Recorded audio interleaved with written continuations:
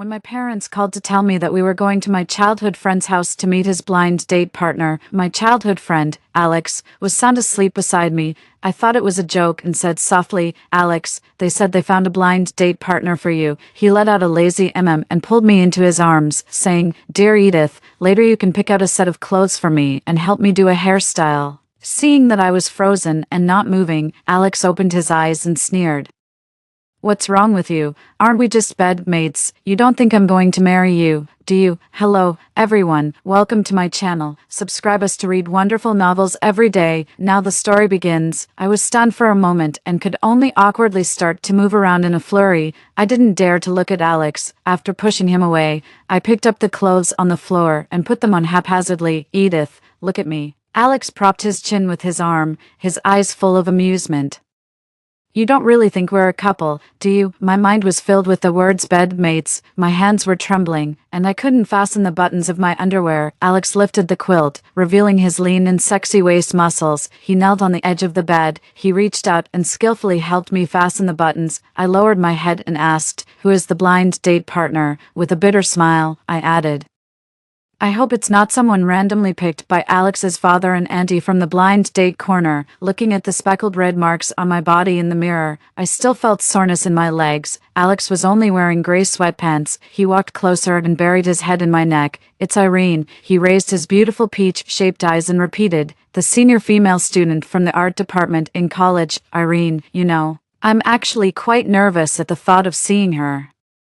My hand holding the lipstick froze. Of course I remembered. Alex had a crush on her, but before he could confess, he heard that Irene had gone abroad. I thought all that was in the past. Alex stared at me, pursed his lips, and said, "Edith, don't have any wrong ideas about me. We've known each other since we were kids. Although you're really beautiful, I regard you as a brother. You're my most compatible partner for meals, rides, and beds." I felt as if I had been hit on the head. I was icy cold all over, looking at Alex's smile. I forced a smile in return. He continued, "Moreover, I know exactly what clothes you wear at any time, even which set of underwear you'll match. It's really boring. Sometimes when I wake up in the middle of the night and see you sleeping beside me, I'm actually quite scared. I'm afraid that if what we joked about with our families actually came true and we got married, my whole life would be so predictable, right?" After saying that, he shivered. It seemed that just the thought of this made him tremble with fear. I pinched my palm hard, trying my best not to let the tears fall. "I have something else to do." After saying that, I wrapped myself in my coat and left in a hurry like a deserter. I thought Alex and I were in a relationship. After all, we were like most couples. We ate together, went on dates, had dinners with friends, and during Truth or Dare, we would kiss each other's lips generously and say "I love you." Alex would pick me up and drop me off at work every rainy day. He would also secretly hold my hand under the dining table during family dinners. I didn't know that what I thought was a half-year relationship was actually just a game of make-believe. "Edith." My mom knocked on the car window and leaned in with concern. I woke up instantly, looking at myself in the rear-view mirror with a face full of tears. I panicked and responded. Then I wiped my face and got out of the car. "Mom." I was afraid that my mom would see my embarrassed state, so I threw myself into her arms and smiled. "I missed you." My mom was carrying groceries and took my arm. She seemed to heave a sigh of relief. "You child, why are you sitting in the car instead of going home? You scared me. Haven't you seen the news about people suffocating in cars?" I nodded. Suddenly, my mom changed the topic. "Oh, right, Edith. Alex's blind date partner will come later, this time. Alex's father and auntie take it very seriously. I heard that Alex has carefully planned and arranged this for a long time." Alex also said that he's afraid the girl will feel uncomfortable, and having you, a girl, around can make her less embarrassed. "You're Alex's mother and I have been good friends for so many years. Today, when we go," my mom looked at me with some hesitation, as if she wanted to say something but held back. I said and forced a smile. "Don't worry, Mom. It's just about livening up the atmosphere and saying nice things. I understand." My mom looked at me with pity. "Yes." The photo of Alex and me was placed on the bedside table. Everything he gave me, I had kept as precious treasures, not to mention the love that couldn't be hidden in the densely written notes in my notebook. How could my mom not understand? We walked home quietly. The moment we opened the door, I suddenly said, "Next month, when Dad retires, let's move to Hainan to settle down." I looked at my surprised mom and smiled, acting coquettishly. You've always been planning to retire there. Anyway, I don't have big dreams. I can be a dance teacher and just stay by your side. Sitting in Alex's house with my parents this time felt different. Before, we were always joking and playing around. Even last time, we secretly kissed in his bedroom under the pretext of playing games. This time, oh, you don't know how much effort this brat, Alex, has put into chasing this Irene. Why not just pursue her directly? But he insisted on saying that he wants to date her with marriage as the premise. He even asked Alex's father to use his connections so that she could come to meet as a blind date partner today. I looked at the elaborately decorated house, filled with roses. There were fruits, candies, and tea on the table. Even Alex's puppy was wearing bright red clothes. And Alex was checking himself in the mirror again and again to see if he was perfect enough.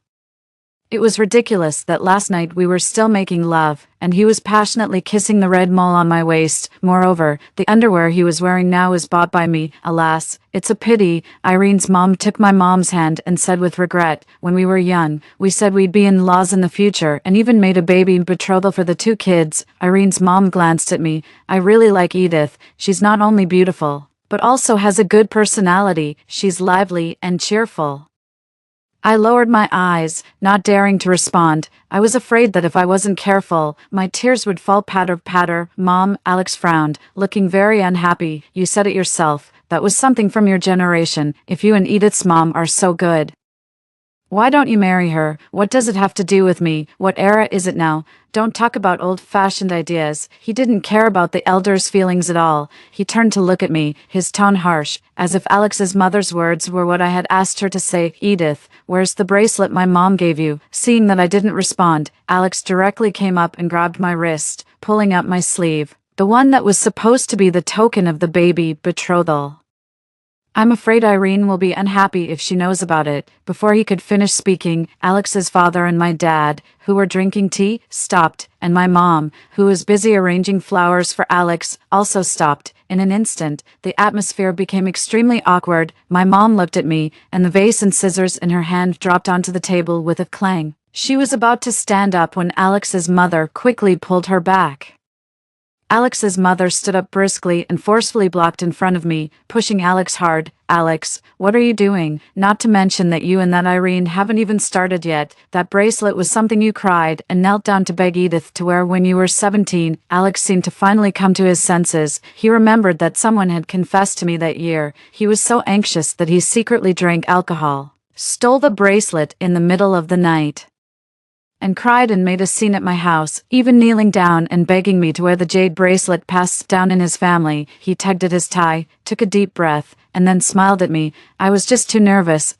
There's no reason to take back something I've given away. You can keep it. It's okay. I'll return it to you. I'll go home and get it now. I stood up and interrupted, my tone calm. I'll be quick and won't delay. Before anyone could react, I picked up my bag and left in big steps. When I came back with the bracelet, just as I was about to knock on the door, I was startled by the cheers. Welcome. Alex's smile froze when he saw me. Why are you? He seemed to not expect that I would come back, nor that I would really return the bracelet to him. When I handed the bracelet to him, Alex looked completely disbelieving. Finally, he took it and whispered in my ear, Edith, for the sake of our being such compatible partners, don't cause any trouble for me today. Irene is a girl with a sensitive mind. Don't say anything wrong to make her unhappy. I didn't want to pay attention to him. Was Irene the only girl? What about me? Looking at the person I had loved throughout my youth, a bone-chilling coldness almost engulfed me. 10 minutes later, Irene, led by the matchmaker, entered Alex's house.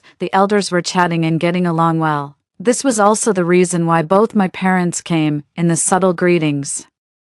They told the matchmaker about our family background and future plans. During this time, Alex sat beside Irene, showing care in every gesture. A man in his late 20s was acting like a shy young lad. There was really nothing for me to do, and I was happy to be at ease, planning to find an opportunity to slip away. Unexpectedly, Irene suddenly looked at me gently. This must be Edith, right? I've heard a lot about you. You were the goddess of the art department back then.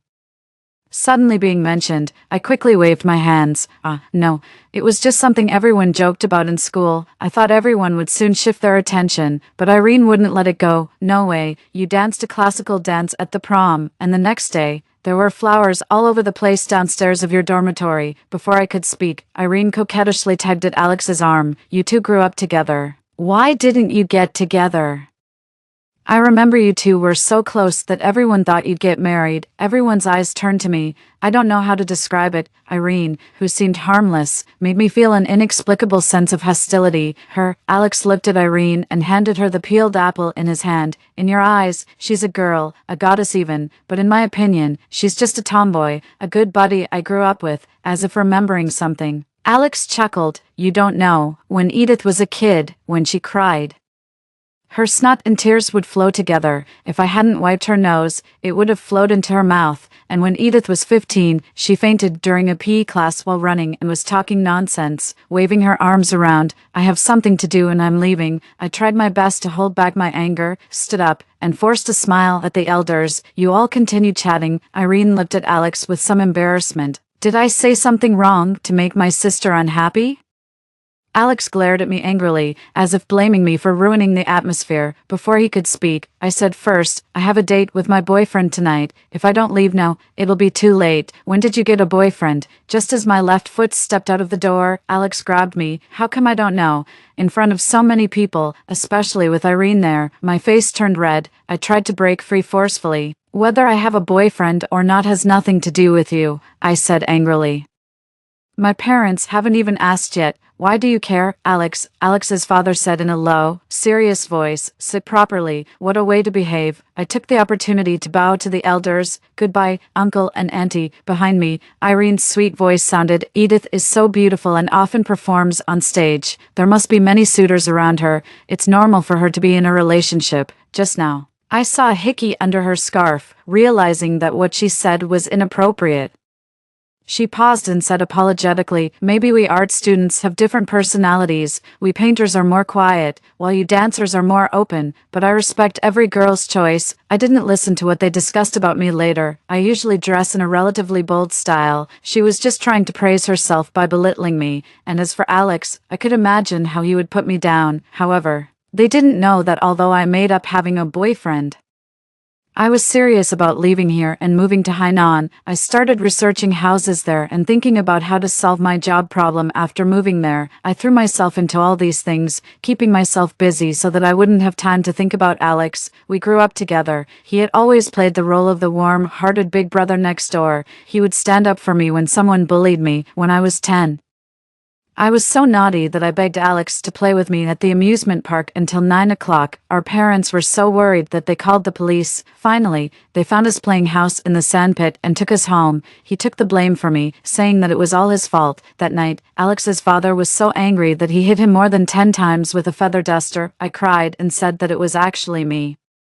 But Alex raised his eyebrows and insisted that it was his fault. Later, I grew more and more beautiful, and he became more and more handsome. We became the golden couple in everyone's mouth. I thought I had the most smooth-sailing life script. When are you free? Alex's message popped up. I wiped away my tears. Before I could type a question mark, Alex, come and pack up your things at my place. I'm inviting Irene over in a few days. I took a deep breath and calmed down. 24 hours ago, we were still snuggling together in our little nest, watching a love movie. When the mood was intense, we even made love until midnight. And now, I gave a bitter smile. I unpinned Alex from the top of my chat list and simply replied with one word, okay. That day, I locked myself in the room. Not long after I came back, my parents returned. Hainan is thousands of miles away. It'll be troublesome to come back once we really move there, my mom said, looking at me cautiously, and my dad, hiding behind the newspaper, was secretly observing me too. I put on my coat. The climate there is nice. Isn't your dream to settle down there after retirement? I smiled and put my arm around my mom's shoulder. It's just that there aren't very suitable jobs there. I'm thinking about opening a dance studio. As for whether I'll have the opportunity to perform in the future, you know I don't really care. But, my mom frowned and opened her mouth. Edith, I looked down at the time. Okay.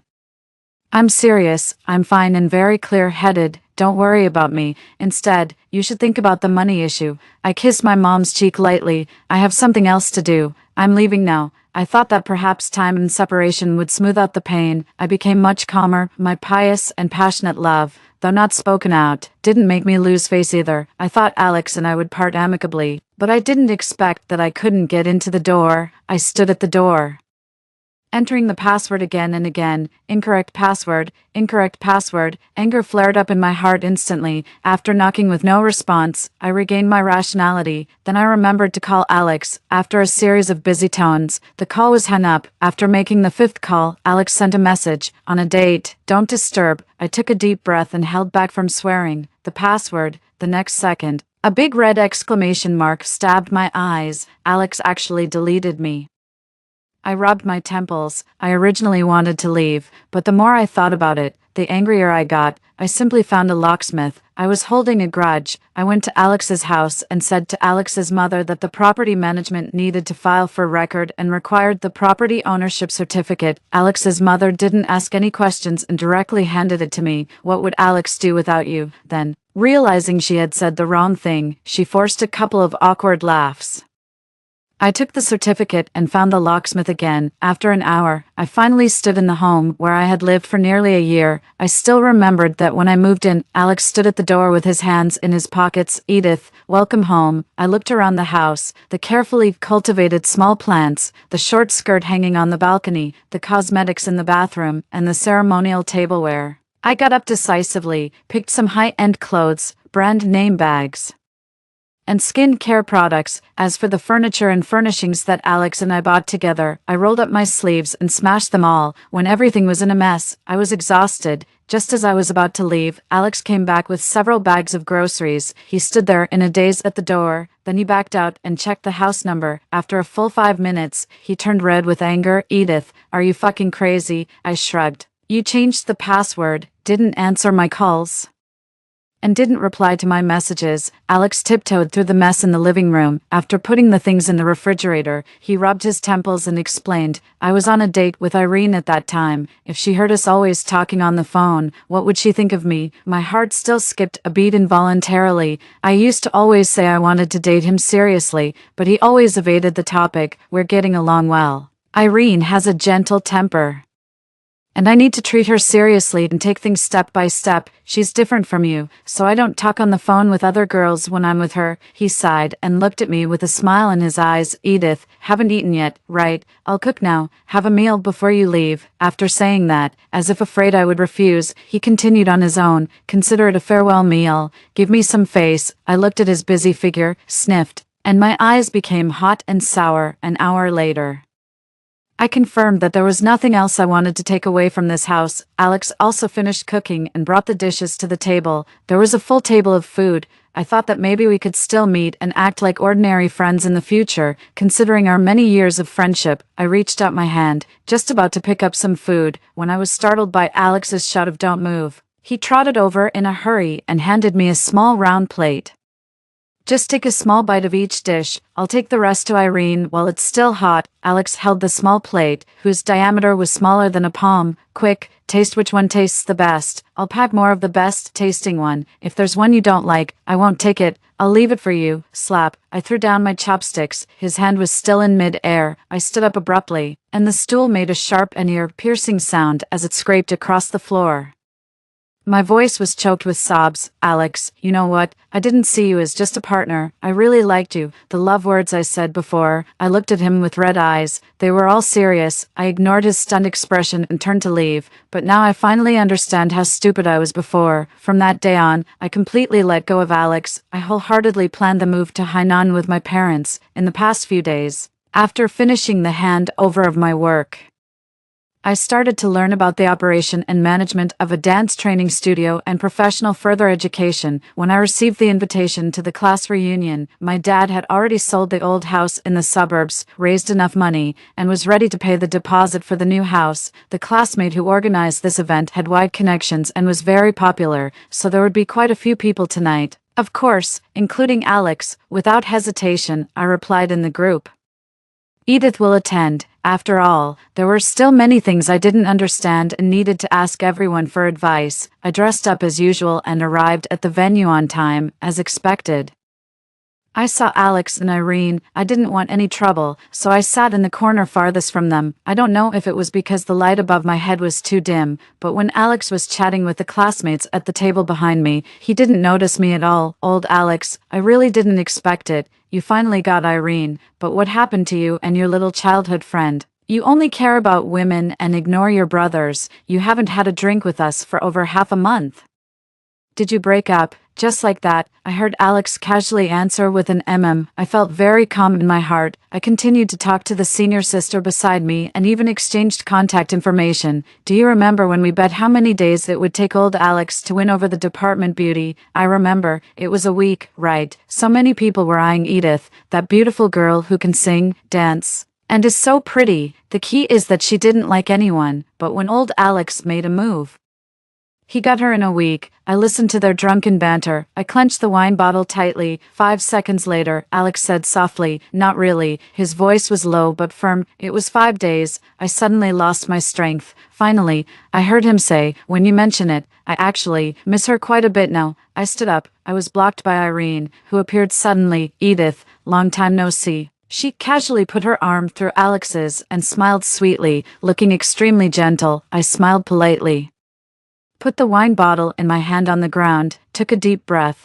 and then focused on my conversation with the senior sister again. I didn't notice that Alex was looking at me from behind, and his gaze lingered for a long time. I drank 2 glasses of red wine and was still quite sober. When I went to the bathroom, I touched up my makeup. By the way, everyone said we were going to visit our teacher later, including my highly respected leader of the dance association. She had always thought highly of me when I was in school, and I definitely had to go. After making sure my makeup was perfect, I pushed the door open. Edith, Irene, in a white dress, walked up gracefully. I replied, "Hello." Just as we were about to pass by each other, she suddenly grabbed my wrist. I felt a sharp pain and tried to pull my hand back, but I found that she, who looked extremely delicate, was incredibly strong. Irene looked around. Seeing no one, she leaned close to my ear and said, "You lived with Alex for over half a year. I suddenly came back from abroad and disrupted everything. You must be very angry, right?" I was shocked. So she knew everything, but then I quickly regained my composure. I always thought we were in a cohabiting relationship like a couple, not like I was some mistress getting in the way. I didn't feel ashamed, worried about something unexpected. I secretly turned on the recording. I tilted my head to look at her and forcefully shook off her hand. "So what, Sister Edith, is really," Irene said softly, "you served my fiancé for over a year for free, doing your best. I really should thank you." Her previous weak and innocent look was completely gone. Her eyes were filled with blatant provocation. "But in the end, you got nothing. Alex is really something. He didn't even give you a proper title. People who know might think it's just not made public, but those who don't know might think you're a kept mistress or a woman who sleeps around.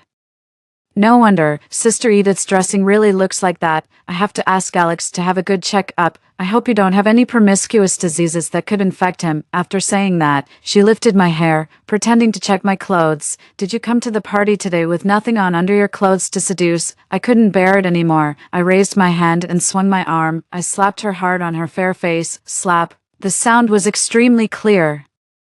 Irene covered her face and took 2 steps back, shouting loudly behind me, "Alex, help me." Hasty footsteps came from behind, accompanied by Alex's angry roar. "Edith." I didn't turn around. I took a step forward in my high heels and stepped directly on her canvas shoes. While Irene was pretending to cry for help from Alex, I grabbed her hair with one hand and slapped her face again with the other. "Are you crazy?" Alex grabbed my wrist, but I didn't let go of her hair, following his force. I pulled her hair back harder. Irene let out a wail. She was crying and shouting. She called me a mistress, a woman who sleeps around, and tried to pull my clothes to see what's inside. I explained to the crowd who didn't know the truth, my hand itching to take out my phone. "I have the recording." "Enough," Alex interrupted me angrily, forcefully holding me back. "You've disliked Irene from the beginning. Today, you took advantage of her being alone and deliberately hurt her. We all have eyes.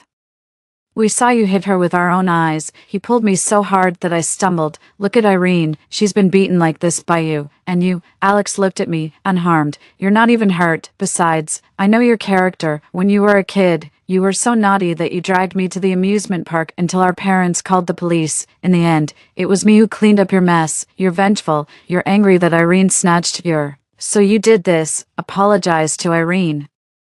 The people in the crowd looked at me with curiosity and disdain. I sneered. Fine, I'll apologize. Alex loosened his grip. You said you don't have a boyfriend. Last time, you even said you had one just to be spiteful. I'll apologize, I murmured, and then suddenly shouted, apologize to your mother. I turned to Irene, who was hiding behind Alex, and slapped her hard on the other side of her face. I shook my wrist. I'll send the recording to the group later.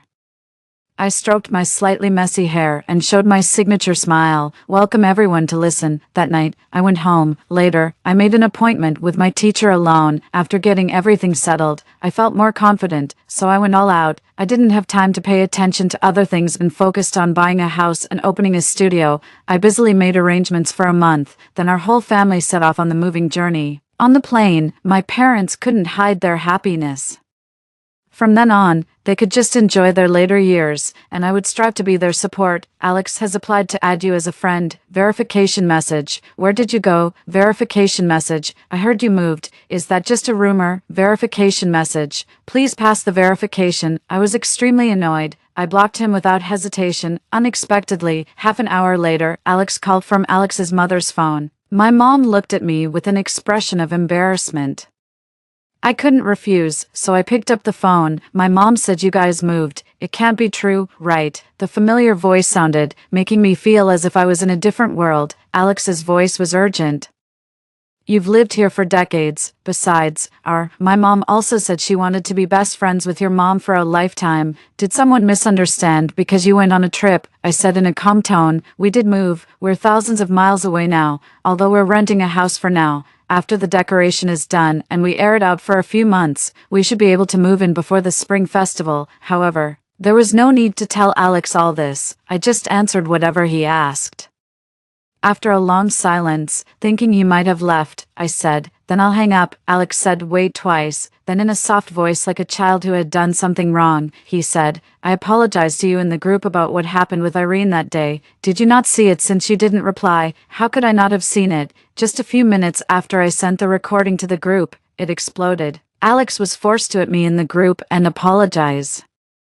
He also said he would talk to me in person when we met and that he would buy a gift to sincerely apologize. I didn't reply. When he brought it up, I answered, I saw it. Before he could say anything else, I added, is there anything else? Alex sounded very disappointed. After all, in the past, even if we hadn't seen each other for a few days, I would chatter non-stop to him. After a long while, with a tone of resignation, he said, are you still angry with me because of what happened with Irene? The time you said you had a boyfriend at first was just to get back at me, right? It's the same now. During the time you've been away, I've thought it over seriously. My feelings for Irene were just a passing fancy, and I can explain what happened with her. But my feelings for you, they are, Alex, I said indifferently, as if the person on the other end was just a stranger I met by chance. Weren't we just partners?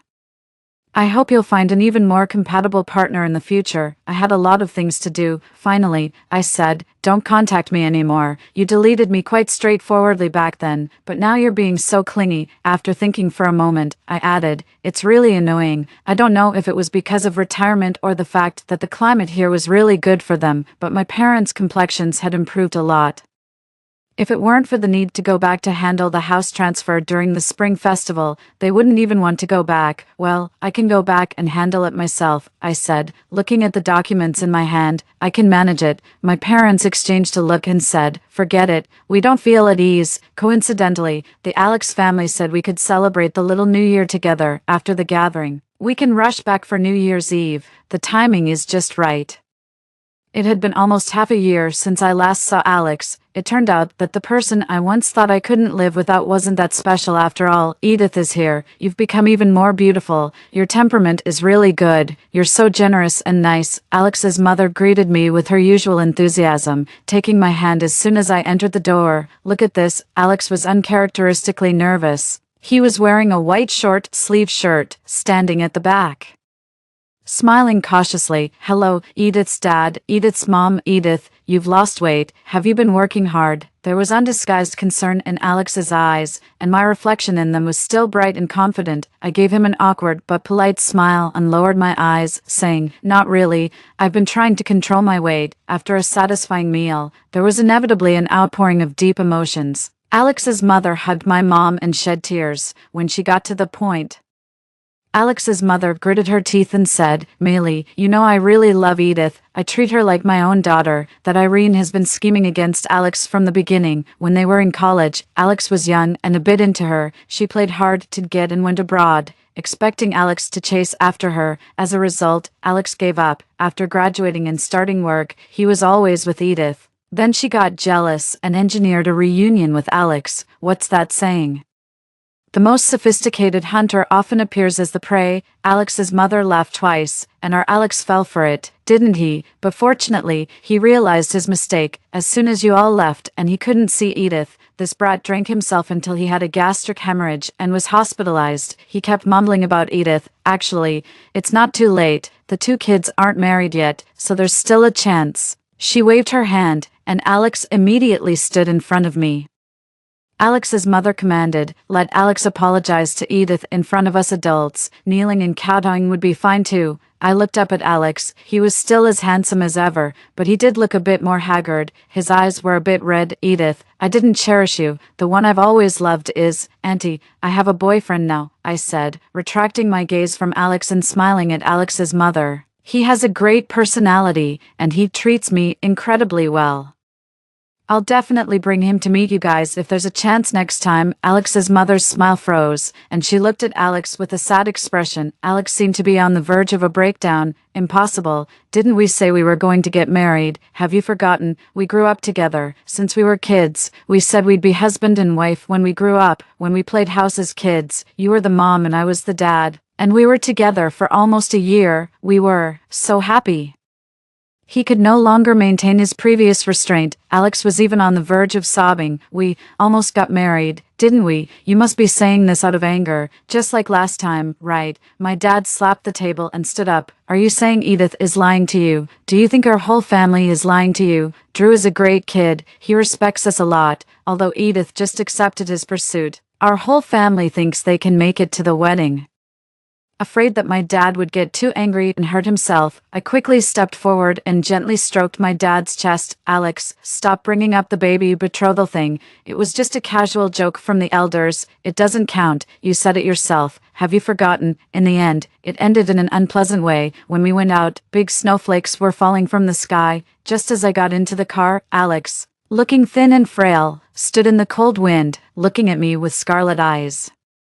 I was just caught up in a passing fancy and lost my mind. Only after losing you did I realize that everything I once took for granted was actually precious to me. Can you give me another chance, please? His voice was hoarse and trembling. Before I could say anything, I was attracted by a figure in the distance. Under the streetlight, a tall and slender man stood. His hair was already covered with white snow.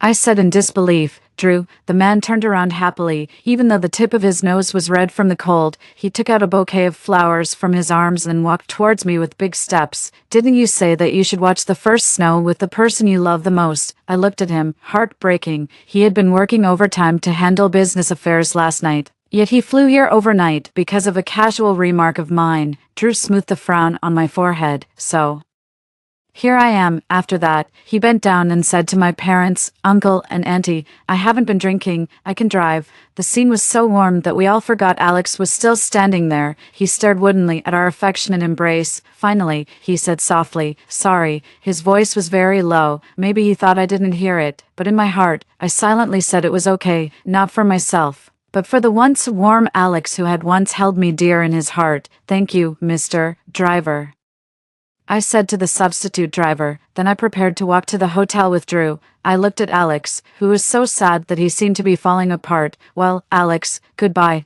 Then I turned around and nestled into Drew's embrace. As we turned to leave, out of the corner of my eye, I saw Alex collapse and kneel on the ground. However, that had nothing to do with us. Drew held me tightly in his arms, his chin gently resting on my head, and said affectionately, if we can share the same snowfall someday. It's like we've grown old together in this life. He bent down and gently kissed my forehead, standing in happiness. I thought that the first thing to do was to learn to cherish. The end.